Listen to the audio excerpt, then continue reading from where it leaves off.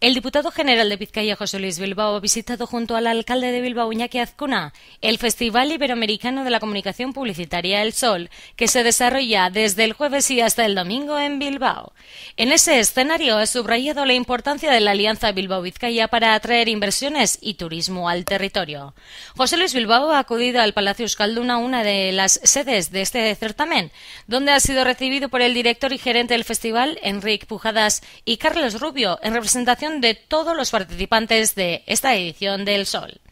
El diputado general ha resaltado el espíritu de liderazgo de la alianza entre la villa y el territorio, junto al stand que Bilbao Vizcaya ha instalado en esta sede para difundir los atractivos turísticos y el concurso internacional de branding con el que la Diputación Foral de Vizcaya y el Ayuntamiento pretenden encontrar una marca conjunta para la villa y el territorio. Por último, ha hecho una invitación a los participantes en el Sol a regresar a Vizcaya siempre que quieran y les ha animado a que difundan la imagen de Bilbao y Vizcaya.